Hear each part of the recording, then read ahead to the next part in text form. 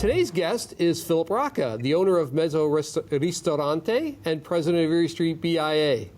Filip, welcome to our show. Thank you very much. Good morning. Morning. How are you and your family doing during the pandemic? We're doing okay. We're finding new ways to pass some time at home with some. I stocked up on some board games and pulled some out of some containers in the garage. So just playing some board games, playing some old school cards, and going for a nice dip in the pool sometimes as well when these hot days come around. So we're keeping busy for sure. Excellent. How has COVID-19 affected you and the operations at Mezzo? Where do I start? Well, at the beginning when this first hit, we had a nice, I don't want to say nice, but we had a 3-week break that we decided not to open at all due to safety reasons, not knowing exactly what we're dealing with. And then something fell on our plate with some hospital food, so that went really well. But the business obviously is a lot slower than what we're accustomed to. We're about 90% down in revenue right now, which is not a good thing. So we're just doing takeout and continuing along. Yeah, I know that there was the big Takeout Tuesday. Has that impacted you a little bit? To be honest, we didn't decide to participate in Takeout Tuesdays. We did a Thursday through Sunday takeout. So to open up early in the week, I know that we're not going to get a lot of orders, and obviously to keep our costs down and things, we decided to focus on some of our busier nights. And if people are interested, you want to give us your website, or how can they place an order? Yeah, so we did a whole online system now, so you can order everything online for curbside pickup at mezzo.ca, or you can go on our Facebook or Instagram pages, or our menus on there as well. So very easy if you decide to do the curbside. But a lot of our regular customers are just pulling up to the patio. They're actually coming in, and we have a quick conversation about some things and catch up a little bit sometimes, and they pick up their food and they're on their way. That's a big thing too with owning a restaurant, is that social interaction with your customers. How has that affected you? It's totally different. We've never been a large takeout business. We've done some pretty big caterings, but that's a little bit different. We're actually pulling the staff and everything we have from here, like tablecloths, glassware, cutlery, and bringing it to a location. But actually packaging up food and just putting it in a bag and dishing it out is quite different. And the interaction isn't there as much, obviously, but we do get phone calls as well and emails, and hope you're doing well. We can't wait for you to open, and a lot of really positive notes from customers, which is really great. What plans are you implementing moving forward when you are able to do dine-in services? Well, I just ordered masks for the staff, so I have vanilla clothing from down the street, custom tailor some masks for the staff. So I have those going. I put a logo on those and some straps so it can kind of just fall down on their chest, so it's not as just dangling on their ears. So we did some test runs with those. So that's one cost that we started with.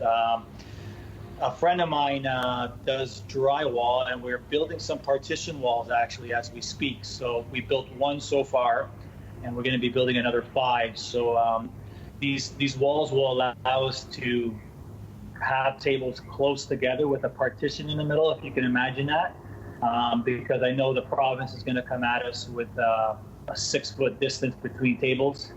And when you divide 6 feet up in the restaurant, my 100% capacity, which I'm used to, ends up being 35%. I already done it. So it's a big hit on the restaurant business. So those walls will allow me to reach my 50% capacity, which will help me out quite a bit. Tell us, through this difficult time, how you've been paying it forward in our community.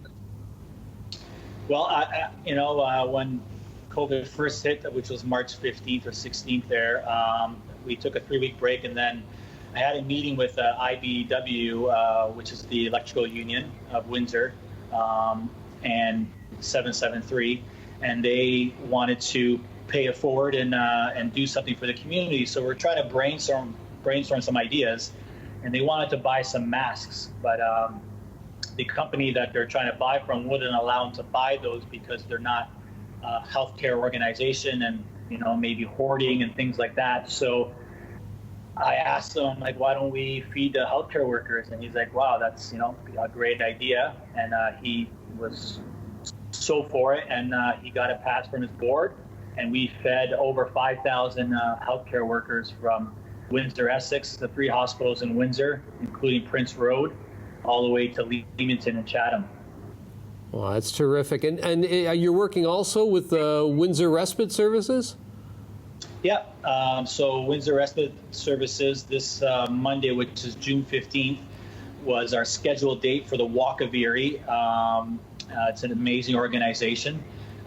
So she called me and a few of the other restaurants that were involved on Erie Street, and we brainstormed how we can still hold it without actually doing the physical walk due to us not being open and the restrictions in place.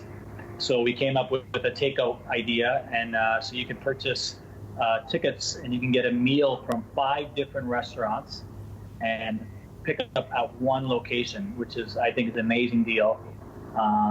And it's obviously supporting locals. So I think tomorrow or today might be the last day to buy tickets for that. So I'm hoping that her sales go up a little bit, and it's a great cause. So that's it. Well, speaking about Erie Street, putting your hat on as the president of the Erie Street BIA, how are the businesses doing, and what are plans moving forward to reopen? Well, the BIA has been working hard to try to get the merchants some things they need. We just picked up some hand sanitizer from the city, which they generously donated. So we're going to be handing those out. Shockingly, it's actually been not as bad as expected. We had about, I got to take a drive up and down the street again, but if we had about 5 different locations open during COVID. And I seen one more opening at the end of the street. So surprisingly, I was very shocked to see these places open, which is great. People are positive, which is amazing. And Erie Street was thriving before COVID, and we're going to be thriving after. So we're really looking forward to opening up and coming back stronger than ever. Do you foresee any additional costs for the business owners, regarding health and safety concerns? Yeah, like just what I had to implement already. I've spent, close to probably $3,000 so far with the walls and the masks. I'm waiting on my arrows for the ground to show some one ways, some social distance signs for my walls as well. Other than that, obviously we do gloves in the kitchen already and things like that. Not as many costs as you would think. You think there'd be a lot more. The biggest issue is capacity. That's why we went with the notion of trying to expand our patios into the streets. I'm not sure if you've seen that with the city of Windsor, but that's going to be a huge initiative for all the restaurants, not just Erie Street. It's to allow us to expand into the streets and to our sidewalks and have more tables so we can try to get to our 100% capacity, even though it's not inside, is going to be crucial to the restaurant business. What's the timing on that, Philip, in regards to the patios? The AGCO approved everything, so they approved us serving alcohol onto the streets, and now the city is trying to figure out exactly the logistics behind it and who can close when, and so it's just a scheduling thing right now, but it is going to be going ahead. We just don't know when we will be allowed to expand into the streets and close Erie streets so we can expand our tables inside, because like I said, half my tables, not half, but more than a third of my tables inside will not be used. So it's just a matter of bringing my tables outside, bringing my chairs outside, no cost. I'm hoping in doing that and serving more people so we can try to stay in business. Great. Well, I know we're all looking forward to those patios and being outside in the summer. What are you looking forward to personally once the pandemic is over? Well, back in January, you know what I told my partner? I said this is going to be the best year ever in Mezzo history. And when we opened in August 4, 2002, and he's like, no way that's going to happen. I'm like, well, it's not going to happen now, that's for sure. But just looking forward to, all the great customers we have and serving them again. And hopefully everybody following the restrictions and no issues there. And eventually, hopefully by our busy Christmas season, that we get back to full capacity and just get somewhat back to normal, I guess, and stay busy and work and give back. We always love to give back as much as we can. So, yeah. Well, excellent. Well, thanks for your time, Filip. Best of luck moving forward with the BIA and also with Mezzo. Please stay safe and stay well. Thank you very much. Take care. That was Filip Rocca, owner of Mezzo Ristorante and president of the Erie Street BIA.